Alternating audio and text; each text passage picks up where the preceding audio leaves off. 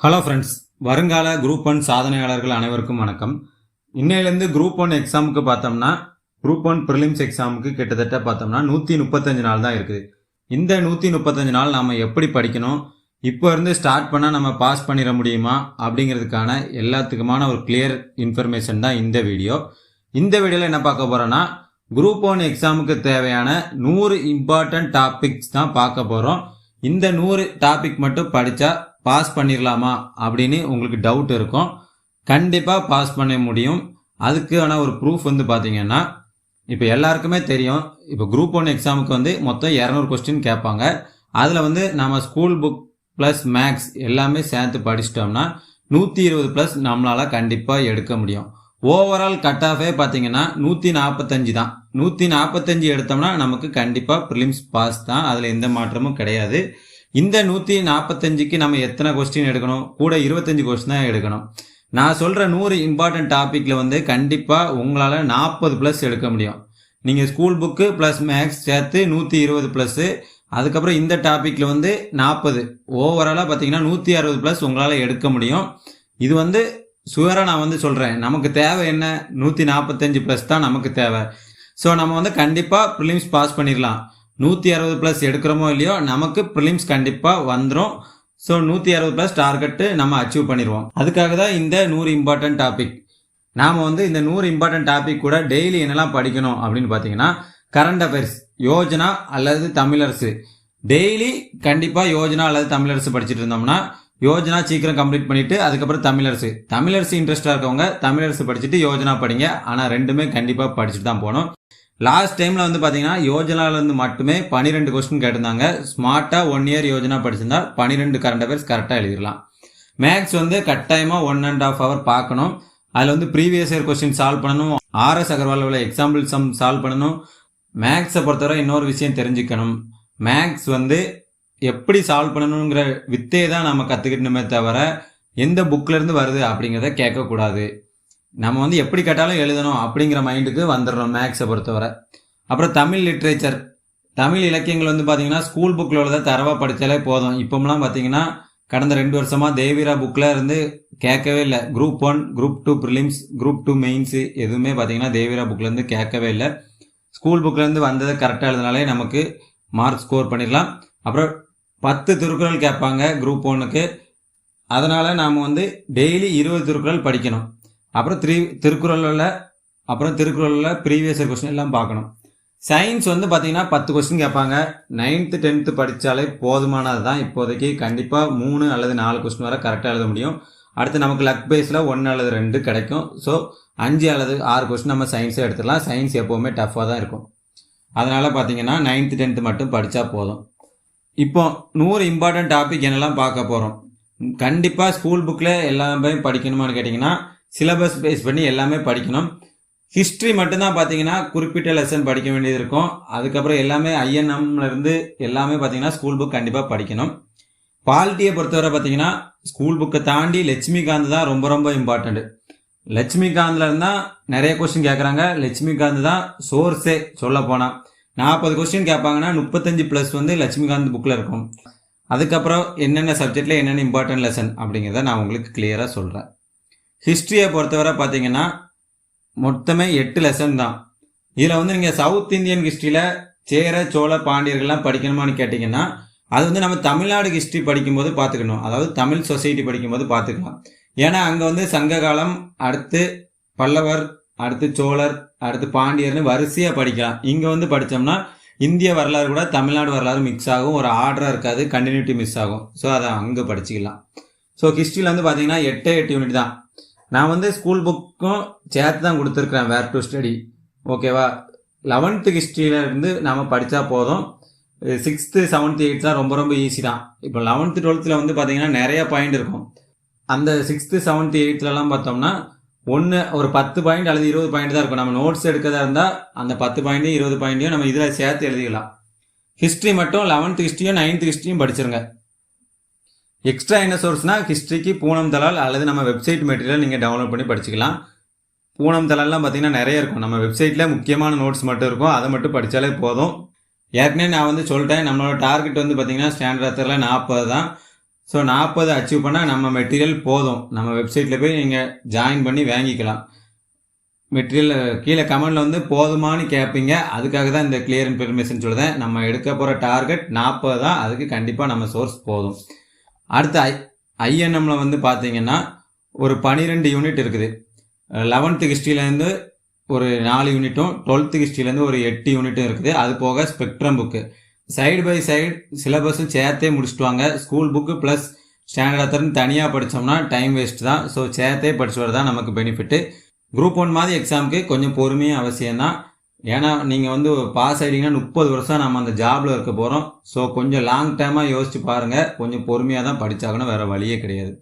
அடுத்து நான் வந்து பாலிட்டி தான் சொல்லுவேன். பாலிட்டி வந்து பார்த்தீங்கன்னா 40 மார்க் கேட்பாங்க. கண்டிப்பாக நீங்கள் வந்து லட்சுமிகாந்த் புக்கை படிச்சுட்டு ஸ்கூல் புக் வந்தீங்கன்னா ஸ்கூல் புக்கு உங்களுக்கு தொடறதுக்கு மனசே இருக்காது. ஸ்டார்டிங்லேயே லட்சுமிகாந்த் படிச்சிருங்க. அல்லது தமிழ் மீடியமாக இருந்தீங்கன்னா பிரகதீசன் புக் படிங்க. 2 புக்குமே இல்லைனா நம்ம மெட்டீரியல் வாங்கி படிங்க. நம்ம வெப்சைட்டில் டவுன்லோட் பண்ணி படிங்க. நீங்கள் வந்து இந்த பிடிஎஃபை டவுன்லோட் பண்ணி ரிமார்க்கில் நம்ம என்னெல்லாம் படிச்சிட்டோம் அப்படிங்கிறத டிக் பண்ணிட்டே வாங்க. இந்த 100 யூனிட்டில் பார்த்தீங்கன்னா பாலிட்டியே ஒரு 40 யூனிட்டுக்கு மேலே வந்துடும். கிட்டத்தட்ட 40 யூனிட் வந்துடும். ஸோ மீதி வந்து பார்த்தீங்கன்னா 60 யூனிட் தான் இருக்குது. ஒரு நாளைக்கு 1 வச்சு படிச்சிங்கனாலே ஈஸியாக கிளியர் பண்ணிடலாம். குரூப் 1 நமக்கு கிடச்சிரும்.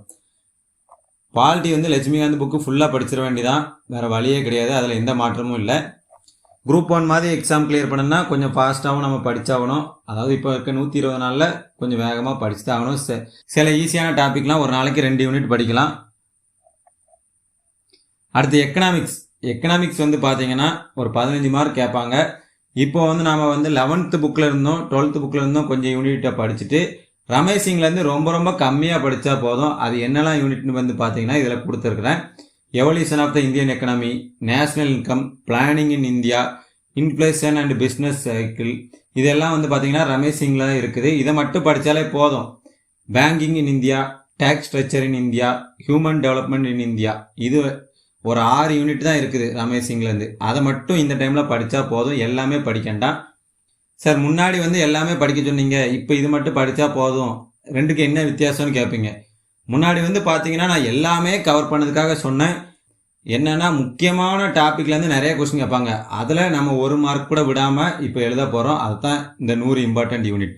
இது போதுங்க, நீங்கள் தைரியமாக படிக்கலாம், எந்த ஒரு பயமும் வேண்டாம்.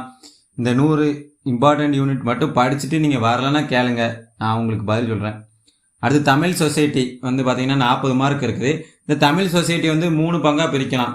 தமிழ் சொசைட்டியில் 20 மார்க் வந்து தமிழ்நாடு வரலாறு, சங்க காலத்திலேருந்து இப்போ சுதந்திர போராட்ட வரலாறு தாண்டி சீஃப் மினிஸ்டர் வரலாறு வர எல்லாமே வந்து பார்த்தீங்கன்னா ஒரு 20 மார்க் கேட்பாங்க. 10 திருக்குறள் கேட்பாங்க, 10 இலக்கியங்கள் கேட்பாங்க. இந்த இலக்கியங்களில் ஸ்கூல் புக்லேருந்து 5 வந்துடும். மீதி 5 தான் கஷ்டமாக இருக்குது. எங்கேருந்து கண்டுபிடிக்க முடியலை, எங்கேருந்து கேட்குறாங்கன்னு கண்டுபிடிக்க முடியல. தமிழ் சொசைட்டியில் வந்து பார்த்தீங்கன்னா ஒரு 16 யூனிட் இருக்குது, 17 யூனிட். இதுவும் ஹிஸ்ட்ரி ஐஎன்எம்ஏ மாதிரி தான். ஸ்கூல் புக்கு ப்ளஸ் இங்கே வந்து பார்த்தீங்கன்னா வெங்கடேசன் புக்கு படிக்க வேண்டியது இருக்குது. அப்படி இல்லைன்னா நம்ம வெப்சைட்டில் படிங்க போதும். நம்ம வெப்சைட் வந்து பார்த்தீங்கன்னா ஸ்கூல் புக்கில் இருந்தும் வெங்கடேசன் புக்கில் இருந்தும் சேர்த்து தான் வந்து பார்த்தீங்கன்னா நோட்ஸ் எடுத்து கொடுத்துருக்கேன்.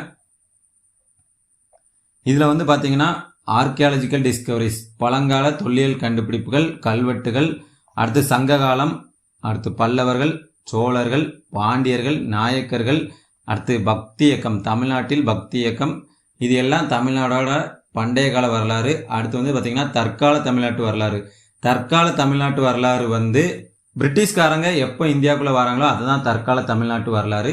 தமிழ்நாட்டில் ஆங்கிலேயர்கள், தமிழ்நாட்டில் தொடக்க கால எழுச்சிகள், தமிழ்நாட்டில் சீர்திருத்த இயக்கங்கள், அப்புறம் தமிழ்நாட்டில் விடுதலை போராட்டம், அடுத்து பிராமணர் அல்லாதோர் கூட்டமைப்பு, நீதி கட்சி, தமிழ்நாடு வளர்ச்சியில் பெண்களின் பங்கு, பெரியார், அதாவது அதுக்கப்புறம் சீஃப் மினிஸ்டர், எல்லாமே நம்ம படிக்கணும்.